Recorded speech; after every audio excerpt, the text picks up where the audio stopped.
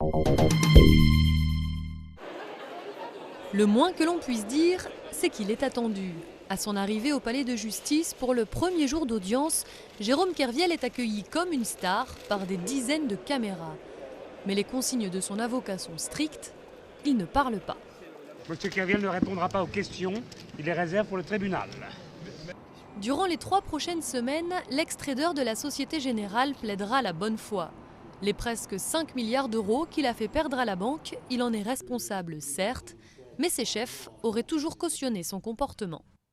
Il est normal que l'opinion publique sache, dans une période d'une telle crise mondiale, que ce n'est pas un homme qui est responsable de cela, c'est un système.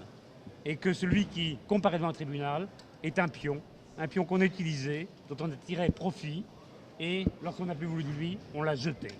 Du côté des parties civiles, l'argument n'est pas recevable. Ce n'est pas parce qu'on laisse sa fenêtre ouverte que les cambrioleurs ont le droit de rentrer. En clair, Kerviel a abusé la Société Générale. Il encourt 5 ans de prison et 375 000 euros d'amende. Au palais de justice de Paris, le verdict est attendu par plus de 90 médias de toutes nationalités.